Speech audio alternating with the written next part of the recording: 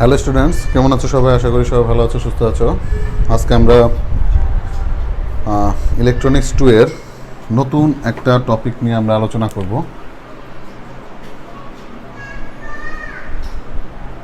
Electronics 2 নতুন একটা topic নিয়ে আমরা আলোচনা করব। গত ক্লাসে আমরা পজিটিভ ফিডব্যাক এবং নেগেটিভ ফিডব্যাক নিয়ে আমরা আলোচনা করেছিলাম, এবং পজিটিভ ফিডব্যাকের ক্ষেত্রে পজিটিভ ফিডব্যাক নিয়ে আমরা আলোচনা করেছিলাম নন ইনভার্টিং অ্যাম্প্লিফায়ারের জন্য, এবং পজিটিভ ফিডব্যাকের ক্ষেত্রে আমরা গত ক্লাসে গেইন পড়েছিলাম। আজকে হচ্ছে আমরা নেগেটিভ ফিডব্যাকের সাথে সাথে আমরা বার্কাসন ক্রাইটেরিয়ান এবং মাল্টি ভাইব্রেটর ইন্ট্রোডাকশন, এই দুইটা টপিক নিয়ে আমরা আলোচনা করব। তো ফার্স্ট অফ অল আমাদের আলোচনার বিষয় হচ্ছে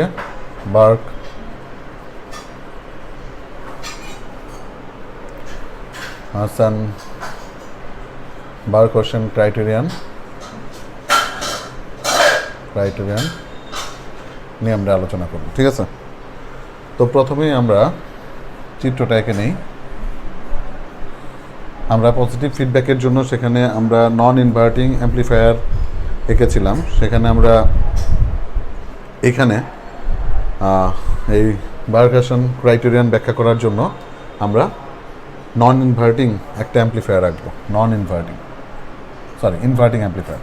যেখানে আমরা গত ক্লাসে পজিটিভ ফিডব্যাকের জন্য নন ইনভার্টিং এঁকেছিলাম, এখানে হচ্ছিল কি আমরা একটা ইনভার্টিং অ্যাম্প্লিফায়ার রাখবো, ইনভার্টিং অ্যাম্প্লিফায়ার।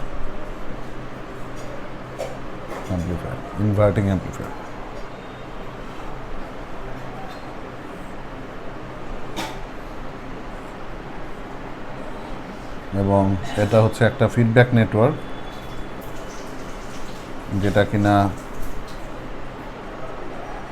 আউটপুট সিগন্যালকে ইনপুট সিগন্যালের সাথে অ্যাড করে দেয়।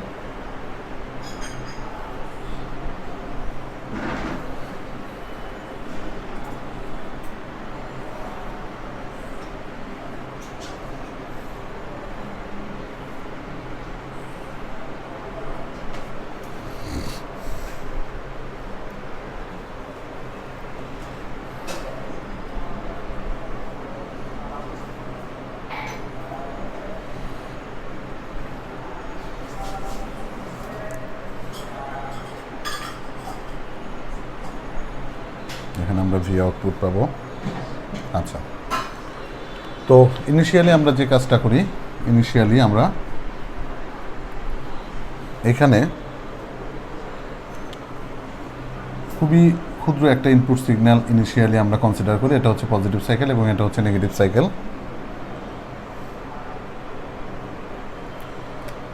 যখন এই সিগন্যালটা ইনভার্টিং অ্যাম্প্লিফায়ারের ভিতর দিয়ে যায়, ইনভার্টিং অ্যাম্প্লিফায়ারের কাজ কি? ইনভার্টিং অ্যাম্প্লিফায়ারের কাজ হচ্ছে 180 ডিগ্রি ফেজ শিফট দিবে, তাই না?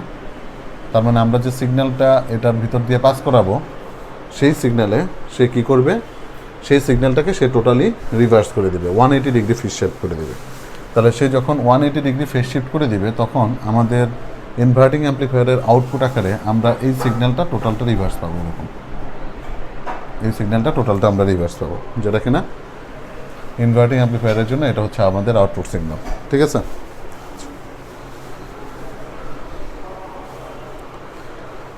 ফিডব্যাক নেটওয়ার্কটা এরকমভাবে ডিজাইন করা, আমরা এখানে যে আউটপুট সিগন্যালটা পেলাম, সেই আউটপুট সিগন্যালটা যখন ফিডব্যাকে চলে আসে, এই ফিডব্যাক নেটওয়ার্কটা এরকমভাবে ডিজাইন করা, সেও আউটপুট সিগন্যালকে 180 ডিগ্রি ফেজ শিফট দিয়ে থাকবে।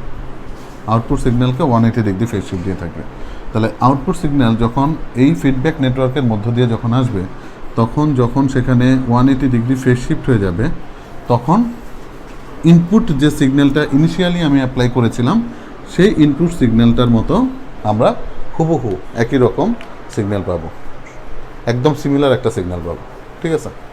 তাহলে এখানে প্রথমত ইনভার্টিং অ্যাম্প্লিফায়ারের মাধ্যমে 180 ডিগ্রি ফেজ শিফট হচ্ছে। তারপর যখন সেটা ফিডব্যাক নেটওয়ার্কে চলে আসছে, সেই ফিডব্যাক নেটওয়ার্কে আবার 180 ডিগ্রি ফেজ শিফট হয়ে ইনপুট সিগন্যালের সিমিলার একটা সিগন্যাল আমরা ইনভার্টিং অ্যাম্প্লিফায়ারের ভিতর দিয়ে আবার আমরা পাস করাতে পারবো। তো এই যে সিগন্যালটা আসলো, অসিলেটরের কাজ কি? অসিলেটরের কাজ হচ্ছে যে আমরা যে আউটপুট পাবো, সেই আউটপুটের একটা পোর্শন আমরা আবার ইনপুট দিয়ে এন্ট্রি করতে পারবো বা ইনপুট দিয়ে ঢুকাইতে পারবো, ঠিক না? তাহলে এই পোর্শনটা যখন এই ইনভার্টিং অ্যাম্প্লিফায়ারের ভিতরে যখন ঢুকে যাচ্ছে, তখন যদি আমি ইনপুট সিগন্যাল দেওয়া বন্ধ করে দিই, তখন কিন্তু এটা কন্টিনিউয়াসলি এরকম সাইকেল সম্পাদন করতেই থাকবে। এটা ঢুকতেছে ইনভার্টিং অ্যাম্প্লিফায়ারে, সেটা ফেজ শিফট হচ্ছে 180 ডিগ্রি, সেটা আবার ফিডব্যাক নেটওয়ার্কে আসতেছে, সেটা আবার 180 ডিগ্রি ফেজ শিফট হচ্ছে, আবার ইনভার্টিংয়ে যাচ্ছে, আবার 180 ডিগ্রি ফেজ শিফট হচ্ছে, আবার ফিডব্যাক নেটওয়ার্কে আসতেছে, আবার 180 ডিগ্রি ফেজ শিফট হয়ে বা আবার ইনপুট আকারে চলে যাচ্ছে। সো ইনিশিয়ালি আমাদের এখানে একটা ইনপুট সিগন্যাল অ্যাপ্লাই করতে হলেও যখন সে একটা পূর্ণ সাইকেল অতিক্রম করে টোটাল 360 ডিগ্রি ফেজ শিফট হয়ে যখন সে আবার ইনভার্টিং অ্যাম্প্লিফায়ারে চলে যাচ্ছে, তখন কিন্তু আমার এই ইনপুট সিগন্যাল আর না দিলে বড় কোনো সমস্যা নেই, কারণ সে তো ইনপুট সিগন্যাল তো সে পাচ্ছেই, বুঝে একটা পোর্শন ইনভার্টিং অ্যাম্প্লিফায়ারের ভিতরে ঢুকেই যাচ্ছে।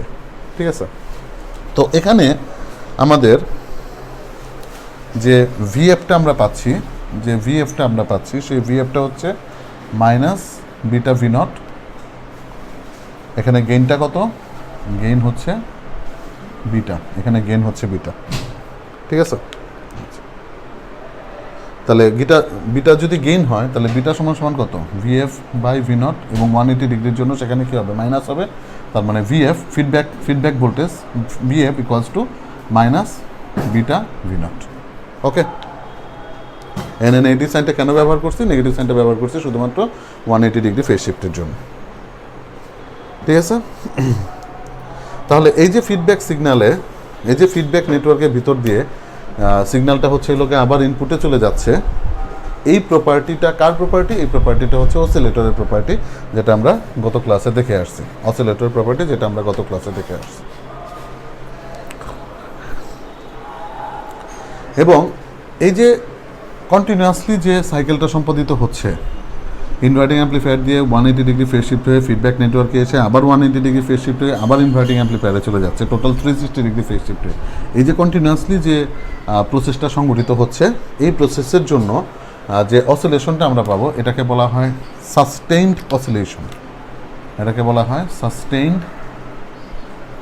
অসিলেশন। এবং যতক্ষণ পর্যন্ত এটা তুমি বাইরে থেকে অফ না করে দিচ্ছ, ততক্ষণ পর্যন্ত কিন্তু এই অসিলেশন চলতেই থাকবে। কারণ আমার তো জাস্ট এটাকে অ্যাক্টিভ করার জন্য আমার একটা ইনপুট সিগন্যাল দরকার। এখন আমি ইনপুট সিগন্যাল বন্ধ করে দিলেও এটার ফিডব্যাক নেটওয়ার্কে আমার আউটপুট সিগন্যালের একটা অংশ বিশেষ ফিডব্যাক নেটওয়ার্কে চলে আসতেছে, যার কারণে এই ফিডব্যাক নেটওয়ার্ক দিয়ে চলে আসে আমরা ইনপুটে ইনভার্টিং অ্যাম্প্লিফায়ারের ভিতর দিয়ে আমি ঢুকাইতে পারতেছি। ঠিক না? তো যতক্ষণ না পর্যন্ত আমি এটা বাইরের থেকে ফোর্স দিয়ে এটাকে স্টপ না করাবো, ততক্ষণ পর্যন্ত কিন্তু এটা চলতেই থাকবে। ঠিক আছে, আচ্ছা, তাহলে এখন একটু খেয়াল করে দেখো, আমরা এখন এখান থেকে গেইনের মানটা আমরা নির্ণয় করব। একটু খেয়াল করো গেইনের মানটা এখানে কত হচ্ছে। আচ্ছা, আমাদের যে ভি আউটপুটটা সমান হচ্ছে গেইন ইন্টু ভিআই, তার মানে গেইন এ সমান V output divided by V input. ঠিক না? আবার আমরা জানি ভি এফ সমান মাইনাস বিটা ভি নট, লেখা যায় না? মাইনাস বিটা ভি নট, তার মানে হচ্ছে মাইনাস বিটা ভি নট সমান এ ভিআই। অসিলেশনের জন্য আমরা কি জানি? অসিলেশনের জন্য আমাদের যে ফিডব্যাক যে ভোল্টেজটা, সেই ফিডব্যাক ভোল্টেজটাই এখন হচ্ছে লোকা ভি ইনপুট আকারে কাজ করতেছে, তাই না? তাহলে সেই ফিডব্যাক ভোল্টেজটাই ভি ইনপুট আকারে কাজ করতেছে। তার মানে হচ্ছে ভিএফ ইকুয়ালস টু ভিআই সমান মাইনাস বিটা এ ভিআই কাটাকাটি, তার মানে minus beta A equals to 1। তার মানে আমি যদি এটার ম্যাগনিচিউড নেই, তাহলে বিটা এ এর ম্যাগনিচিউড ইকুয়ালস টু 1। ঠিক আছে, এই যে minus beta A equals to 1, এই প্রপার্টিটাকে বলা হয়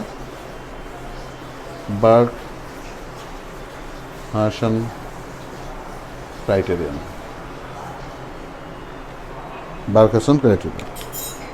ঠিক আছে, এই ক্রাইটেরিয়ানটার নামই হচ্ছে, বা এই কন্ডিশনটার নামই হচ্ছে বার্ক-হার্সন কন্ডিশন। ঠিক আছে, এই কন্ডিশনটার নামই হচ্ছে বার্ক-হার্সন কন্ডিশন।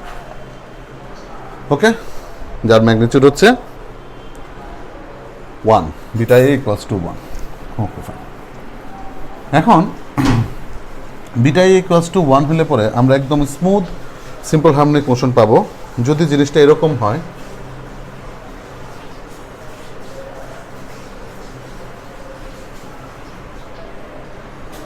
এটা এক ধরনের গ্রাফ আসতে পারে আমাদের কাছে, এক্সপোনেনশিয়ালি ইনক্রিজিং,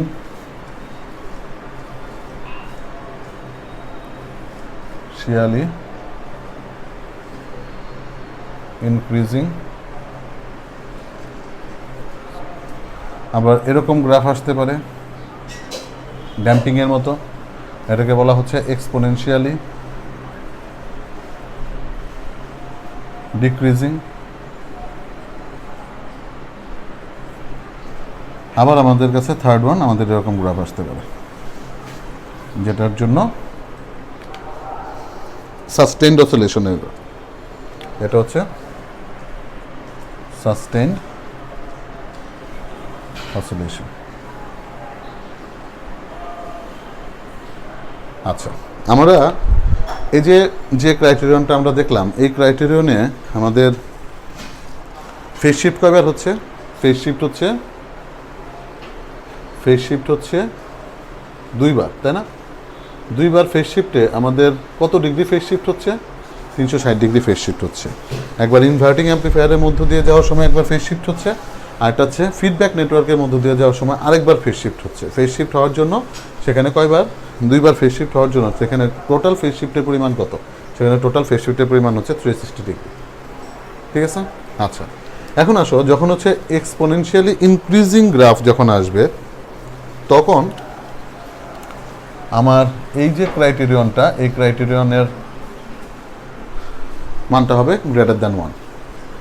যখন এক্সপোনেনশিয়ালি ডিক্রিজিং হবে, তার মানে ড্যাম্পিং যখন হবে, তখন ক্রাইটেরিয়নটা হবে লেস দ্যান 1। আর যখন সাস্টেইনড অসিলেশন থাকবে, তখন ক্রাইটেরিয়ন হবে ইকুয়ালস টু 1। কথা বুঝে গেছে? তার মানে এখানে আমাদের অ্যাম্প্লিটিউডটা ধীরে ধীরে বাড়তেছে। এইটার তুলনায় এটার অ্যাম্প্লিটিউড বেশি, তার থেকে তার অ্যাম্প্লিটিউড বেশি, এটা থেকে এটার অ্যাম্প্লিটিউড বেশি। এটার অ্যাম্প্লিটিউডের তুলনায় এটার অ্যাম্প্লিটিউড কম, এটার অ্যাম্প্লিটিউড কম, এটার অ্যাম্প্লিটিউড আরও কম। আর এখানে প্রত্যেকটা অ্যাম্প্লিটিউডের পরিমাণ সমান, প্রতিটা অ্যাম্প্লিটিউডের পরিমাণ সমান। তার মানে এখানে কি, সাস্টেইনড অসিলেশনের ক্ষেত্রে আমাদের অ্যাম্প্লিটিউড সেম হবে। সাস্টেইনড অসিলেশনের ক্ষেত্রে আমাদের অ্যাম্প্লিটিউড সেম হবে। এটাই হচ্ছে আমাদের বার্কাশন ক্রাইটেরিয়ন, এবং তার জন্য কন্ডিশন হচ্ছে এটা। আমার বিভিন্ন ধরনের গ্রাফ দিয়ে আমাকে জিজ্ঞেস করতে পারে যে কোনটার ক্ষেত্রে আমরা কন্ডিশনটা, এই ক্রাইটেরিয়নের কন্ডিশনটা কোনটার ক্ষেত্রে আমরা কীরকম পাবো। ওকে ওকে, তো অসিলেটরের টপিক মোটামুটি হচ্ছে লোকে আমাদের এই পর্যন্ত। এরপর আমরা নতুন যে টপিকে চলে যাব, সেটা হচ্ছে মাল্টিভাইব্রেটর।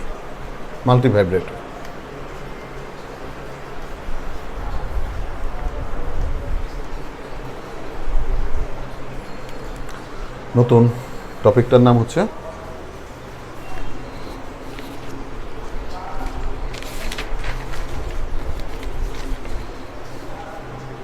মাল্টিভাইব্রেটর।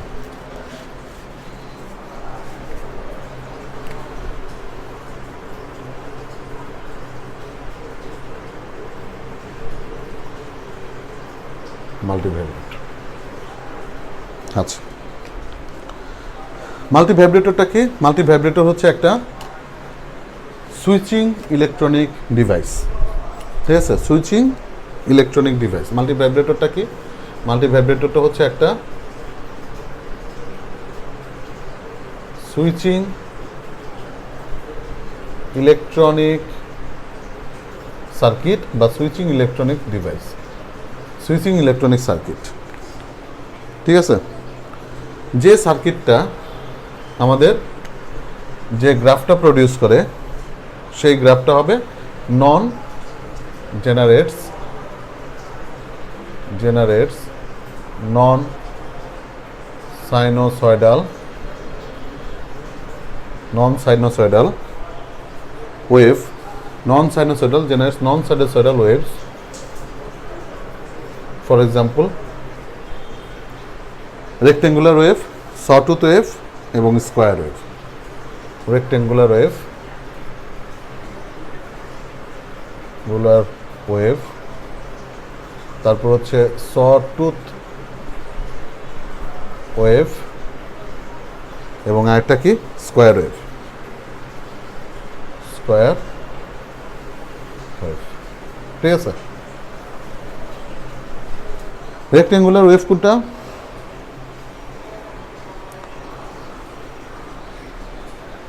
আমাদের স্কোয়ার ওয়েভটা কীরকম? স্কোয়ার ওয়েভটা হবে এরকম,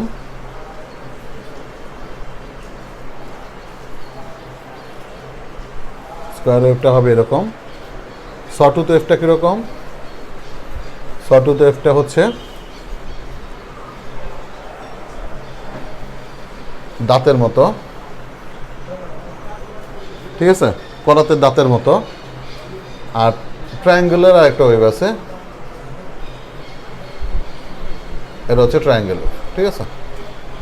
তো মাল্টি ভাইব্রেটর কি? মাল্টি ভাইব্রেটর হচ্ছে একটা সুইচিং ডিভাইস। আমরা সুইচিং যখন হচ্ছে হলো আমরা পড়ছিলাম, transistor acts as a switch, তোমাদের মনে আছে কিনা, যে অ্যাক্টিভ রিজনে সেটা অন থাকে আর তারপর কাট অফ রিজনে সেটা অফ হয়ে যায়, তাই না? একটা ট্রানজিস্টরকে আমরা on of on of on of এই সব স্টেটে নিতে গেলে পরে যথাক্রমে আমাদের কোন কোন স্টেটে নিতে হয়, একটা হচ্ছে অন যখন থাকবে তখন হচ্ছে লোকে সে অ্যাক্টিভ রিজনে থাকবে, আর যখন অফ থাকবে তখন সে কাট অফ রিজনে থাকবে, ঠিক আছে। তো ওই যে সেই ধরনের একটা সুইচিং সার্কিটই হচ্ছে মাল্টি ভাইব্রেটর, সেই ধরনের একটা সুইচিং সার্কিটই হচ্ছে মাল্টি ভাইব্রেটর।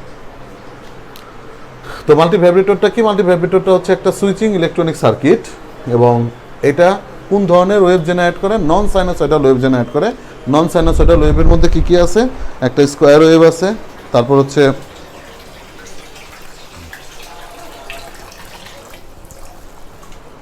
অমা জল যে ছেড়ে থেকে গেছে।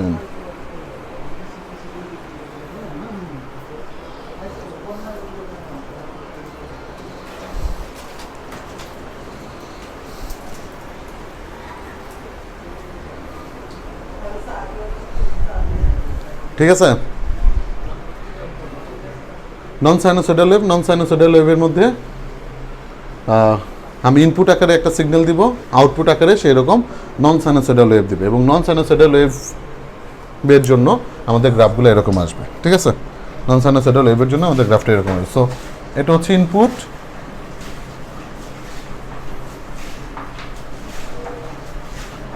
মাল্টি ভাইব্রেটরের মধ্যে ঢুকাবো, এবং আউটপুট আকারে আমরা নন সাইনোসয়েডাল ওয়েভ পাবো, ঠিক আছে, নন সাইনোসয়েডাল ওয়েভ পাবো। ওকে, ফাইন। মাল্টি ভাইব্রেটরটা আমরা তিন ধরনের মাল্টি ভাইব্রেটর পেয়ে থাকি।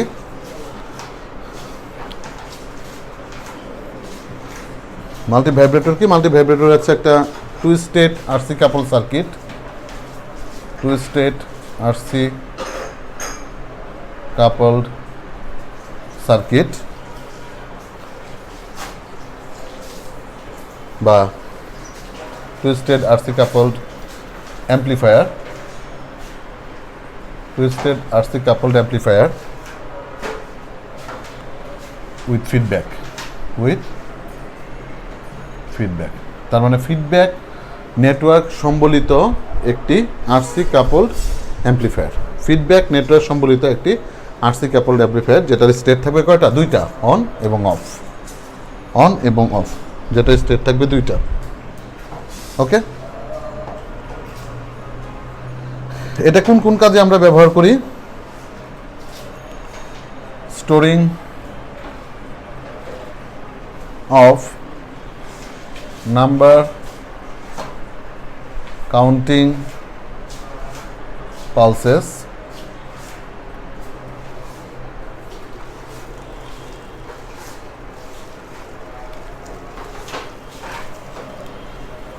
নাম্বার কাউন্টিং পালসগুলা স্টোর করার জন্য আমরা মাল্টি ভাইব্রেটরটা ব্যবহার করি। সেই ইউজগুলো আমরা পরে দেখব, এখন আপাতত ইউজ দেখার দরকার নেই। আচ্ছা, এরপর হচ্ছে types of multi vibrator. Types of multi vibrator, আমরা তিন ধরনের মাল্টি ভাইব্রেটর পেয়ে থাকি। একটা হচ্ছে অ্যাস্টেবল মাল্টি ভাইব্রেটর, নাম্বার টু হচ্ছে মনোস্টেবল মাল্টি ভাইব্রেটর, নাম্বার থ্রি হচ্ছে বাইস্টেবল মাল্টিভাইব্রেটর।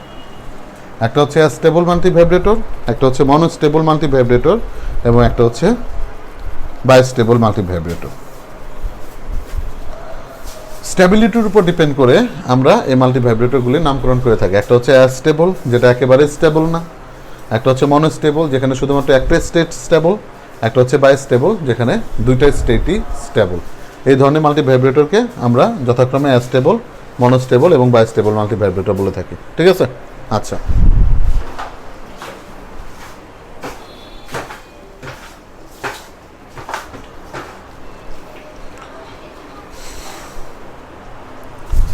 স্টেবল মাল্টিভাইব্রেটর হচ্ছে, এটার একটা নাম আছে, এটাকে বলা হয় free running multivibrator. Free running multivibrator. Monostable হচ্ছে single shot multivibrator. Single shot multivibrator. আর বাইস্টেবল হচ্ছে flip flop multivibrator. Flip flop multivibrator. তোমরা অবশ্য ফ্লিপ ফ্লপের প্র্যাকটিক্যাল তোমাদের হয়তো বা করানো হয়েছে। ঠিক আছে? তো সেগুলিরই হচ্ছিল কি আমরা এখন থিওরিগুলো দেখব। অ্যাস্টেবল মানে কি আমরা প্রথমে আলোচনা করব। অ্যাস্টেবল মাল্টিভাইব্রেটর বা ফ্রি রানিং মাল্টিভাইব্রেটর বলতে আমরা কি বুঝি? অ্যাস্টেবল মাল্টিভাইব্রেটর হচ্ছে যেখানে কোনো স্টেটই স্টেবল না, না অন স্টেট স্টেবল, না অফ স্টেট স্টেবল, যেখানে কোনো স্টেটই স্টেবল না, সেই ধরনের মাল্টিভাইব্রেটরটাকে বলা হয় অ্যাস্টেবল মাল্টিভাইব্রেটর বা ফ্রি রানিং মাল্টিভাইব্রেটর। ঠিক আছে? আচ্ছা, এখন আমরা আগেই বলছি এটা হচ্ছে একটা সুইচিং ডিভাইস। সো সুইচ কিভাবে কাজ করে, একটা ট্রানজিস্টর সুইচ কিভাবে, সুইচ হিসেবে কিভাবে কাজ করে, সেটা সেই থিওরি আগে আমাদের জানতে হবে। পরবর্তীতে আমরা মাল্টিভাইব্রেটরের কার্যপ্রণালীটা আমরা খুব ভালোভাবে জানতে পারবো। ঠিক আছে? তাহলে সর্বপ্রথম আমরা আলোচনা করি অ্যাস্টেবল মাল্টিভাইব্রেটর। অ্যাস্টেবল মাল্টিভাইব্রেটর, ঠিক আছে, অথবা free running multivibrator. Free running multivibrator. ঠিক আছে?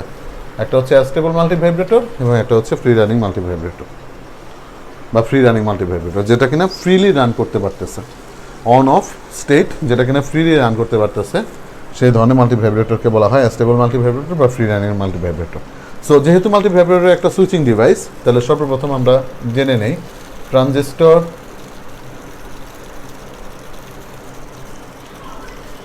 as an off switch।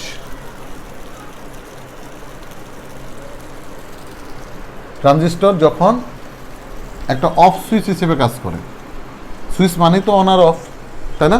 তো ট্রানজিস্টরটা আমরা যখন সুইচ ব্যবহার করি তখন সেখানে আমরা ট্রানজিস্টর ব্যবহার করি এবং ট্রানজিস্টরটা অফ থাকতে পারে, অন থাকতে পারে। কিভাবে থাকে সেটা আমরা একটু দেখি। ঠিক আছে?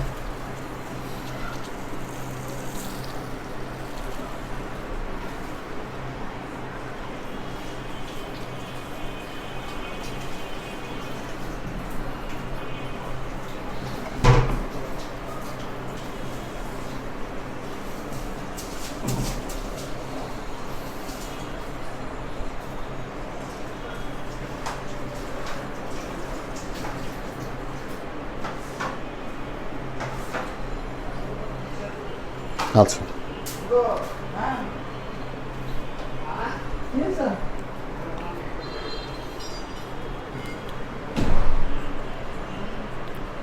এখানে নর্মালি আমরা যে ধরনের ট্রানজিস্টর ব্যবহার করি সেটা হচ্ছে বাইপোলার জাংশন ট্রানজিস্টর।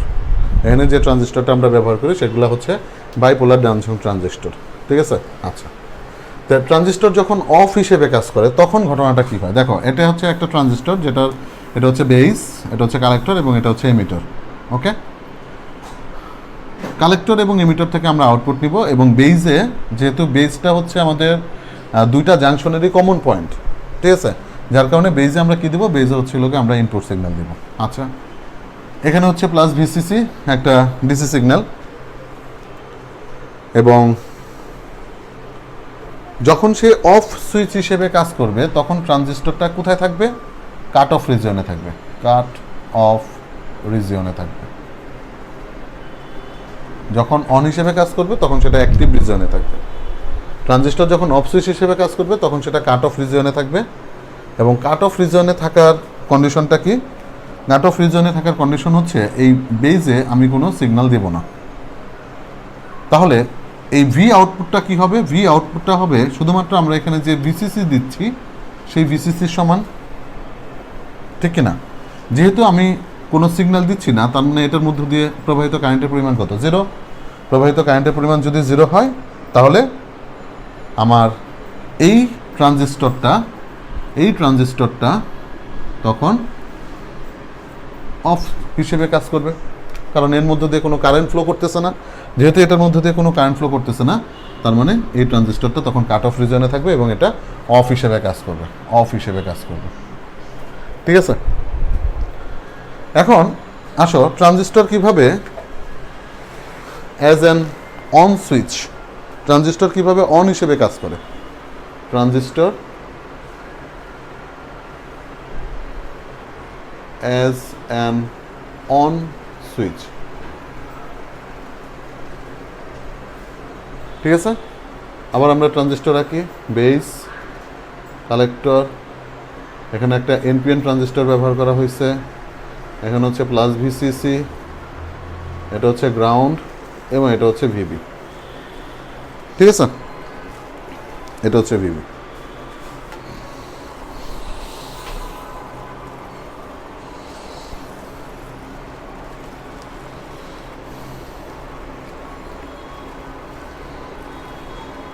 আচ্ছা, তাহলে যখন কাট অফ রিজনে কাজ করতেছে তখন সেটা হচ্ছে অফ, আর যখন স্যাচুরেশন রিজনে কাজ করবে ট্রানজিস্টর, যখন স্যাচুরেশন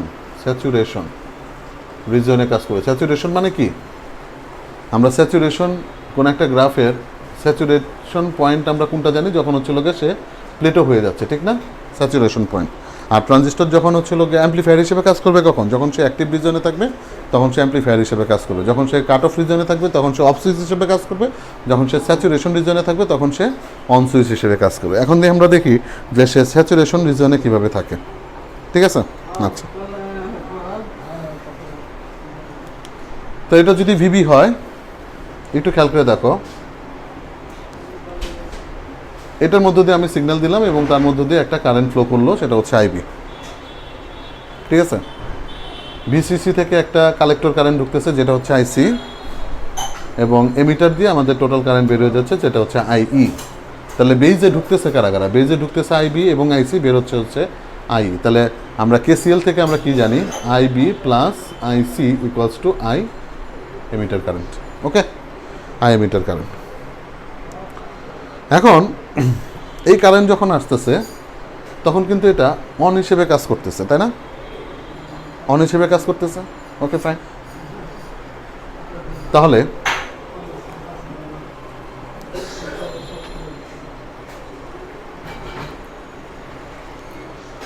এর মধ্য দিয়ে সে কন্টিনিউয়াসলি কারেন্ট ফ্লো করতেছে, তার মানে এখানে কোনো রেজিস্ট্যান্স ইকুয়ালস টু 0 যদি হয় তাহলে সেখানে তার ভোল্টেজ ড্রপ ইকুয়ালস টু কত হবে? 0 হবে। তো ভোল্টেজ ড্রপ যদি 0 হয় তাহলে এই ট্রানজিস্টরটা তখন একদম একটা ওয়্যারের মতো কাজ করবে, তাই না? তখন একটা ওয়্যারের মতো কাজ করবে, লাইক অ্যাজ এ ওয়্যার।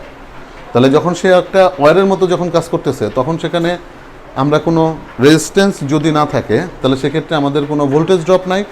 যেহেতু সেখানে কোনো ভোল্টেজ ড্রপ নাই, তার মানে সে জাস্ট একটা ওয়্যারের মতো কাজ করতেছে, তার মানে আমরা পিক পরিমাণের কারেন্টটা পাবো। যেহেতু রেজিস্ট্যান্স 0, তার মানে এটার কারেন্ট হবে ইনফিনিটি পরিমাণে। তো কারেন্ট যখন ইনফাইনাইট পরিমাণে হয়ে যায় তখন সে স্যাচুরেশন রিজনে চলে যায়, এবং স্যাচুরেশন রিজনে চলে যাওয়ার কারণে এটা ওয়্যার হিসেবে কাজ করে এবং সেটা অন স্টেটে চলে যাচ্ছে, ঠিক আছে?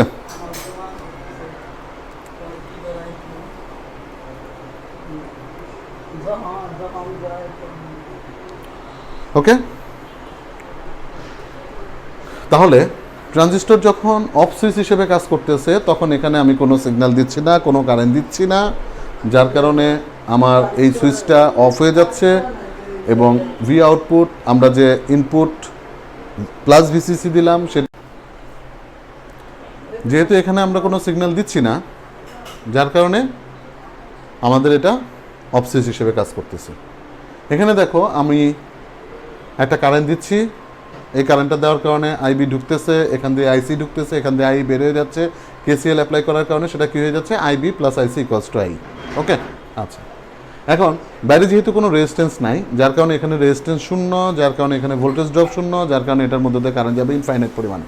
যখন এটার মধ্যে দিয়ে ইনফাইনাইট পরিমাণে কারেন্ট যাবে তখন ট্রানজিস্টার স্যাচুরেশন পজিশনে চলে যাবে, এবং স্যাচুরেশন পজিশনে চলে গেলে পরে এই ট্রানজিস্টারটা তখন একটা ওয়্যারের মতো কাজ করবে, তখন সেটা অন স্টেটে চলে যাবে। এটাই হচ্ছে ট্রানজিস্টর অন এবং অফ স্টেটের, মানে ট্রানজিস্টর যে অন সুইচ এবং অফ সুইচ হিসেবে কাজ করে সেটা কার্যপ্রণালী হচ্ছে এটা। ঠিক আছে, তো নেক্সট ক্লাসে আমরা স্টেবল মাল্টি ভাইব্রেটর নিয়ে আলোচনা করবো। টিল দেন সবাই ভালো থাকো, সুস্থ থাকো, ধন্যবাদ সবাইকে।